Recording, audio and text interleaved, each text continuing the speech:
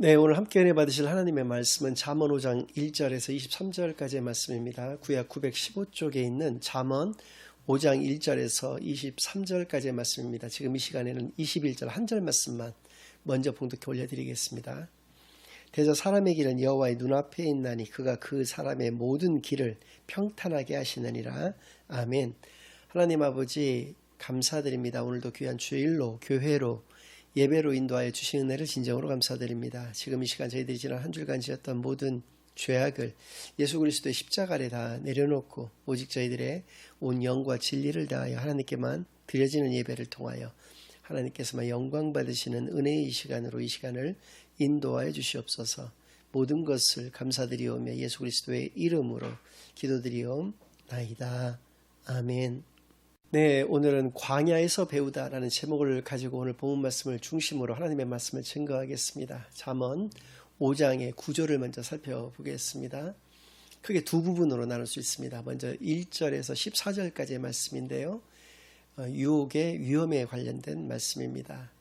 유혹은 달콤하기 때문에 매우 위험하다라는 것이고요. 두 번째는 15절에서 23절까지의 말씀인데 그래서 만족의 능력에 관련된 말씀을 주고 계십니다.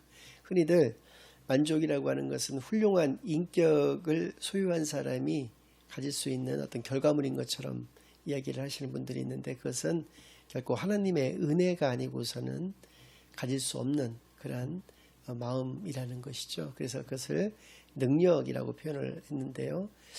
이런 말씀들이 가지고 있는 의미들을 우리가 분명히 깨달아서 우리가 이 땅에서 살아가면서 무엇을 배워서 어떻게 살아가야 할지에 대해서 깊이 생각해 보는 그런 귀한 시간이 되기만을 바랍니다. 먼저 유혹의 위험에 대해서 말씀을 좀 드리고자 하는데요. 우리가 음식물을 한번 예를 들어 보겠습니다. 음식물에 주로 들어가는 것이 이제 설탕이 있는데요. 설탕은 매우 위험하다고들 합니다. 그것은 달콤하죠. 그렇지만 우리의 건강을 잃을 수가 있기 때문에 그런 것이죠. 그래서 설탕을 만약에 끊게 되면 얻는 것은 방금 전에 말씀드린 바와 같이 건강을 얻게 되고요. 잃는 것도 있습니다. 그것은 쾌락을 잃게 됩니다. 두 가지 효과가 있다고들 이야기합니다. 설탕을 섭취를 하게 되면 첫 번째로 우리가 좀 많이 피곤하다고 느껴질 때 그것이 좀 덜 피곤한 것처럼 느껴진다고도 하고요. 또 하나는 어떤 그 기분 같은 것들이 업되는데 그것이 도움이 된다고들 이야기들을 합니다. 그래서 그런 것을 쾌락이라고 우리가 한번 보았을 때 그 쾌락을 잃게 되는 것이 되겠죠. 그러나 쾌락을 잃는다고 해서 건강을 얻는 것에 비교할 수는 그것은 없을 것입니다. 영적인 것도 마찬가지죠. 영적인 것도 쾌락을 얻을 수 있는 것들이 있는데요.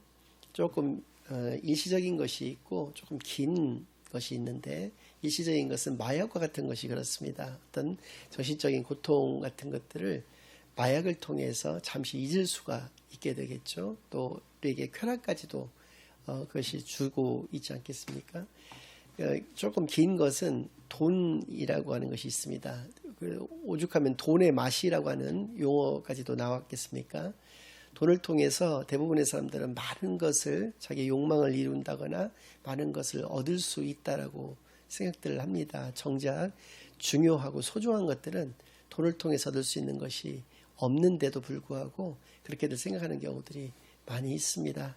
그래서입니다. 성경 잠언 5장 1절에서 6절까지의 말씀에는 우리가 이런 유혹에 빠지지 않기 위해서는 무엇을 주의해야 될 것인가에 대한 것이 우리에게 말씀해 주고 계시는데요. 먼저 읽어드리겠습니다.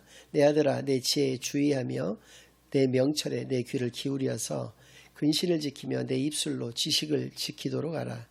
대저 음녀의 입술은 꿀을 떨어뜨리며 그의 입은 기름보다 미끄러우나 나종은 쑥같이 쓰고 두날 가진 칼같이 날카로우며 그의 발은 사지로 내려가며 그의 걸음은 수월로 나아가나니 그는 생명의 평탄한 길을 찾지 못하며 자기 길이 든든하지 못하여도 그것을 깨닫지 못하느니라. 그렇습니다. 근신이라고 하는 것은 우리의 몸을 주의해야 된다는 것이고요. 또 우리의 입술, 우리의 말을 주의해야 한다라고 하는 것을 분명히 말씀해 주셨습니다. 우리가 유혹을 이길 수 있는 것은 우리의 몸을 지키고 우리의 말을 단속하고 지키는 것임을 우리로 하여금 알게 해 주십니다. 유혹이라고 하는 것이 얼마나 무서운가. 그것은 바로 음녀의 입술에서 흘러나오는 것은 꿀처럼 달콤하다는 것이고요. 또 기름과 같이 미끄럽다라고 하는 것입니다.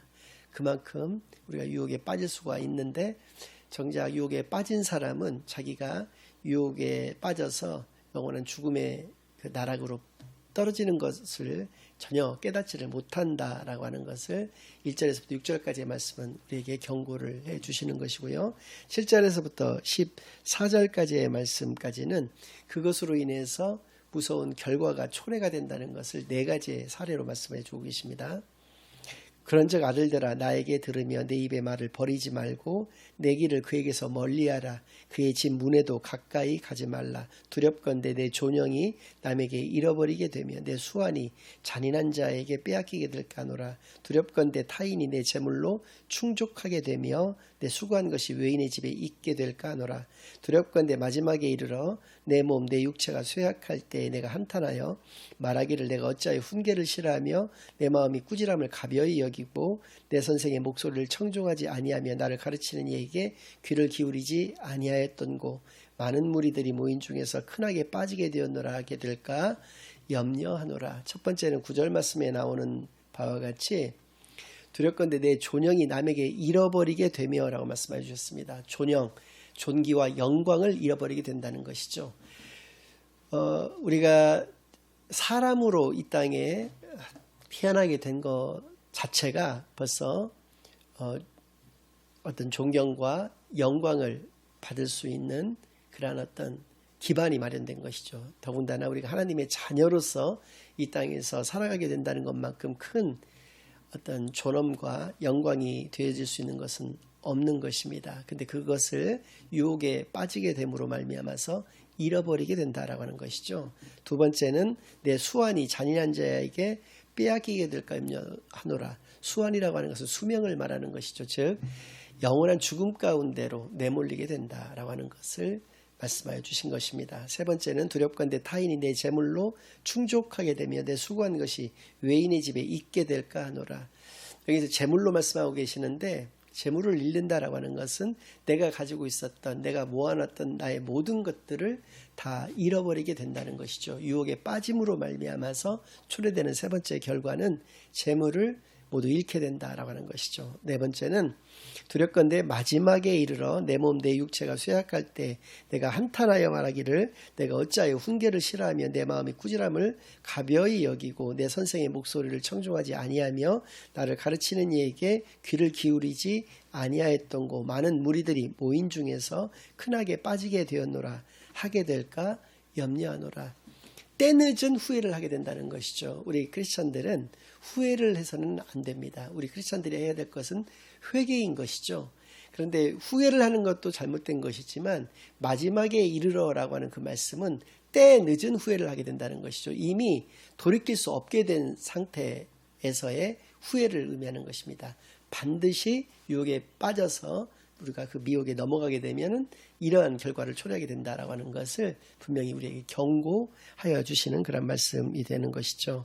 그래서 우리는 유혹이 우리에게 틈을 타지 못하도록 그래서 항상 언제나 그것을 멀리해야 되는 것인 것을 분명하게 말씀하여 주셨습니다. 그래서입니다. 15절부터는 만족의 능력에 관련돼서 우리에게 말씀하여 주고 계십니다.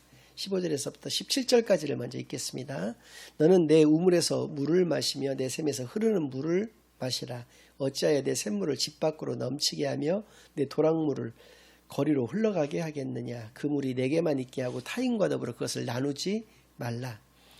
15절에서부터 17절까지의 말씀은 자신에게 속한 그 물을 자신만이 그것을 가지고 그것을 마시도록 그렇게 말씀하여 주고 계십니다. 이 말씀은 세상의 보통의 상식과 좀 배치가 되는 말씀입니다. 그래서 15절 말씀 같은 경우에는 너는 내 우물에서 물을 마시며 우물은 이렇게 고여있는 물을 마시는 것이죠. 내 우물이니까 내가 물을 마시는 것은 당연한 거죠.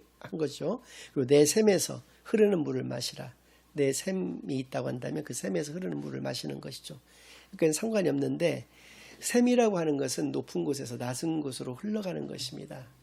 세상에서의 그 큰 어떤 전쟁 중에서는 이 물로 인해서 다툼이 일어나고 그러는 경우가 많습니다. 뭐 중국이라든지 동남아시아에 있는 대부분의 나라들 같은 경우도 뭐 메콩강이라든지 여러 어떤 강에서 흘러나오는 물의 어떤 소유권이라든지 그것을 좀 차지하려고 하는 그런 다툼으로 인해서 많은 분쟁들이 있게 되는데요. 우리나라도 마찬가지죠. 우리나라도 예전에 이제 농사를 지을 때 지금도 마찬가지겠습니다만은 위쪽에서 농사를 짓는 분이 그 물을 자기만 그 독식을 하게 되면 아래쪽에서 농사 짓는 사람에게 그 물을 흘러가지 않았을 때 그 낫을 들고 쫓아와 가지고 죽이네 살리네 하는 얘기를 할 정도로 그렇게 물이라고 하는 것은 생존의 어떤 그 문제가 걸려 있기 때문에 무서운 것입니다. 그런데 16절을 보니까 어찌하여 내 샘물을 집 밖으로 넘치게 하며 내 도랑물을 거리로 흘러가게 하겠느냐. 그 물이 내게만 있게 하고 타인과 더불어 그것을 나누지 말라라고 얘기를 하고 계신다는 것이죠. 근데 그 의문이 18절부터 좀 풀립니다.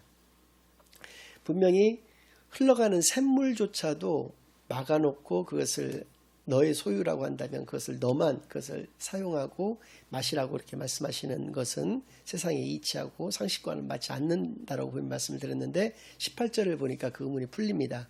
내 샘으로 복되게 하라. 내가 젊어서 취한 아내를 즐거워하라. 비유법이었던 것이죠. 여기 내 샘의 물은 아내를 일컫는 것입니다. 특히 그 아내 중에서도 조광지처를 의미를 한다는 것이죠. 그 조광지처를 당연히 자신의 것으로 자신의 것만으로 삼아야 되는 것이지 그것을 다른 사람과 공유할 수 있는 것은 아니기 때문에 너무나도 당연한 말씀인데요. 19절과 20절 읽겠습니다. 그는 사랑스러운 암사슴 같고 아름다운 안노루 같으니 너는 그의 품을 항상 족하게 여기며 그의 사랑을 항상 연모하라. 내 아들아 어찌하여 음녀를 연모하겠으며 어찌하여 이방계 집에 갔음을 안겠느냐. 네, 그렇습니다. 여기서 내가 젊어서 취한 아내를 즐거워하라 라고 하는 말씀, 또 사랑스러운 암사슴과 같고 아름다운 암노루와 같다, 이런 표현들에서 우리가 알 수 있는 것은 지금 보통 젊어서 이제 결혼을 하게 되면 젊은 아내가 사랑스럽고 아름답게 보이는 것은 너무나도 당연한 것이겠죠. 그런데 젊어서 취한 아내를 즐거워하라고 하는 말씀이 담고 있는 의미는 지금까지 나랑 오랜 세월을 함께 해준 아내라는 얘기입니다. 그러니까 이미 육체적으로 봤을 때는 사랑스럽고 아름답지 않은 것이죠. 그런데도 불구하고 그 아내에게 만족하고 그 아내를 사랑해 주어라 라고 하는 말씀을 해주시는 것이죠. 그러니까 여기서 말하는 그 아내는 어떤 아내냐면 나와 함께 지금까지의 세월을 살아왔고 나를 사랑해 주고 또 나에게 내조를 아끼지 않았던 그 아내를 늙어서조차도 아름다워하고 사랑해 주어라 라고 하는 것을 말씀해 주신 것이죠. 여기서 살아왔다라고 하는 것이 가지고 있는 의미는 무엇입니까? 나와 함께 시간을 보냈다는 것이고요. 나를 사랑해 주었다라고 하는 것은 내가 부족한 것이 많고 내가 저 사람을 그만큼 사랑해 주지 못했음에도 불구하고 나를 사랑해 주었다는 것이죠. 나와 함께 고난의 긴 터널을 함께 지나와 준, 그러면서 묵묵하게 나를 사랑해 주었던 사람이다라는 의미를 가지고 있고요. 또 내조를 했다는 것은 나에게 희생을 아끼지 않았다는 것을 의미하는 것이죠. 그러니까 나와 함께 시간을 보내고 나를 사랑해 주었고 나에게 희생을 하여 준 그 아내를 나는 사랑해 줘야 된다. 그리고 그 아내에 만족해야 된다는 것이죠. 여기에 왜 음녀에게 이렇게 눈을 빼앗기게 되고 이방 계집의 가슴에 안기게 되는가? 우리가 오늘날의 모습을 보면 알 수 있습니다. 우리가 이제 술집에 가게 되면 술집에서 이제 여자를 앉혀놓고 술을 마시게 됩니다. 그러면은 그 여자가 나에게 어떤 그 안주 같은 것도 막 입에 넣어주고 내가 이야기를 하면 그것을 잘 들어주고 거기에 맞장구 쳐주고 웃어주고 또 나에게 위로가 필요한 순간에는 위로를 해주는데 과연 그래서 그 여인을 사랑한다고 이제 착각을 하게 되는 것입니다. 근데 과연 그 여인도 그 남자를 사랑하는 것인가? 그 남자를 사랑하는 것이 아니라 그 남자가 가지고 있는 지갑의 돈을 바라보고 그것을 사랑해서 그렇게 하는 것입니다.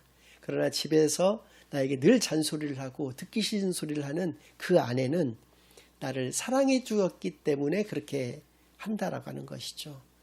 그래서 그러한 유혹에, 그러한 어떤 미혹에 넘어가서는 안 되고, 나와 함께 했던 그 모든 시간 동안 그 모든 고난을 함께 해준 것만큼 소중한 것은 없기 때문에 그 조광기처만을 바라보고 사랑하고 그 조광기처에 만족해야 된다라고 하는 것을 예를 들어서, 아내의 예를 들어서 이렇게 말씀을 해주고 계신다라는 것을 이렇게 깨닫게 되기를 바랍니다.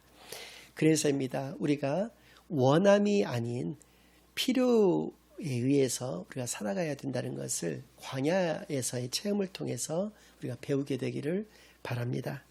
필요에 의해서 우리가 살아가게 된다라고 하는 것은 많은 부분을 포기한다는 것이고 많은 부분을 생략하게 된다는 것을 의미합니다. 그러나 그것이 괴로움이 아니라 그것이 바로 즐거움이라고 하는 것, 이것이 바로 만족의 개념이 되는 것이고 이것이 바로 감사함으로 연결된다라고 하는 것. 필요에 의해서 살아가게 되면 그 필요가 채워졌을 때는 하나님께 늘 감사할 수밖에 없는 것이고, 내가 욕망 가운데에서 원하는 것을 추구하면서 살아갔을 때는 그것이 이루어지지 않았을 때 원망만 있게 된다라고 하는 것을 깨닫게 되어지기만을 바랍니다. 그래서입니다. 21절에서부터 23절 말씀을 제가 읽어드리겠습니다.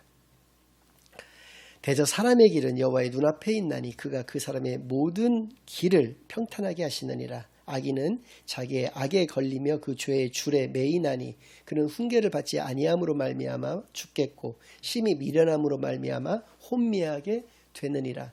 우리가 코람데오의 그런 자세와 정신으로 살아가야 된다는 것이죠. 즉 하나님 앞에서 우리가 어떠한 삶을 살아가야 될 것인가라는 것을 늘 생각하면서 살아가야 된다는 것을 알 수 있게 하여 주십니다. 우리가 사람의 내 뜻대로 살아간다라고 하는 것이 가지고 있는 의미는 무엇입니까? 내 육체의 욕망에 따라서, 욕심에 따라서 살아간다라고 하는 것을 의미하는 것이죠. 그러나 하나님의 뜻대로 살아간다는 것이 가지고 있는 의미는 주님의 가르침대로 살아간다는 것을 의미합니다. 주님의 가르침은 창조의 원리와 질서 가운데에서 살아간다는 것을 의미합니다. 성경에는 많은 그 원리와 질서들이 있습니다. 그 중에서 저는 오늘 세 가지를 말씀을 드리고자 합니다. 세 가지 사례를 들고자 하는데, 첫 번째는 아담과 하와입니다. 인류 최초의 인간이었던 아담을 하나님께서는 처음에 창조를 하셨습니다. 그리고 그가 독처하는 것이 보기 좋지 아니하다고 보셔서 그가 자고 있는 사이에 그의 갈빗대 하나를 뽑아서 여자를 만들어서 그에게 주셨습니다. 그러니까 한 남자가 있었고 한 여자가 있었다는 것이죠. 그리고 그 한 남자는 한 여자를 향해서 이렇게 얘기합니다. 이는 내 뼈 중에 뼈요 살 중에 살이로다 라고 이야기를 하면서 그를 아끼고 사랑하는 그런 모습을 가지게 된다는 것이죠. 한 남자가 한 여자를 만나 사랑하는 것이, 그것이 바로 창조의 원리와 질서가 된다는 것이고요. 두 번째 사례는 모세와 바로의 모습에서 우리가 찾아볼 수가 있습니다. 모세는 지혜자의 전형이고요. 바로는 무식자의 전형입니다. 여기서 지혜라고 하는 것은 하나님을 아는 것을 의미하는 것이고요. 무식하다라고 하는 것은 하나님을 알지 못하는 것을 의미하는 것입니다. 하나님을 아는 지혜자의 결말은 어떻게 되었습니까? 자기 자신뿐만 아니라 민족을 구원에 이르게 했습니다. 그러나 하나님을 알지 못했던 무식자의 결말은 무엇이었습니까? 본인뿐만 아니라 민족 전체를 영원한 죽음의 구렁텅이로 밀어넣게 되는 그런 결과를 가지게 되었다는 것, 그것이 바로 창조의 원리와 질서라고 하는 것입니다. 세 번째는 바로 예수님과 가룟 유다를 통해서 알 수가 있습니다. 예수님은 처음부터 끝까지 하나님께 온전한 순종의 자세를 가지셨습니다. 그것을 통해서 하나님의 자녀는 어떠해야 되는가, 순종의 삶만을 살아가야 된다라고 하는 그 길을 먼저 제시하셨을 뿐만 아니라 걸어가신 그런 귀한 삶의 그 모범을 우리에게 보여주셨던 것이고요. 반면에 가룟 유다는 3년 동안이나 예수님을 모셨지만 끝내 예수님을 배반하게 되는 것이죠. 그래서 그는 불순종한 자의 그러한 어떤 표본이 되고 말았던 것입니다. 그래서 순종의 삶의 그런 결과, 또 불순종의 삶의 결과가 어떠한 것인지에 대해서 우리에게 분명하게 알게 하여 주신 것이죠. 이것을 통해서 우리가 반드시 깨닫게 되어지는 것이 무엇이겠습니까? 하나님 앞에서의 우리의 삶이 어떠해야 될 것인가? 하나님의 뜻에 합당한 귀한 삶을 살아가야 되는 존재인 것을 온전히 깨달아서 광야에서 배우게 된 이 엄청난 그 하나님이 우리에게 주시고자 하는 이 비밀을 깨달아서 이 말씀대로 살아가는 데 부족함이 없는 저와 여러분이 되시기만을 예수 그리스도의 이름으로 간절히 축원합니다. 아멘. 이제는 우리 주 예수 그리스도의 은혜와 아버지 하나님의 극진하신 사랑과 성령 하나님의 내주인도 역사 교통하심이 고람대오의 그 자세로 하나님 앞에서 온전한 주신 것에 늘 만족하며 감사함으로써 살아가기로 다짐하고 결심하도록 하는 모든 사랑하는 주의 자녀들과 그 가정 위에 그들의 생업 위에 이제로부터 영원까지 항상 함께 있을 지어다. 아멘.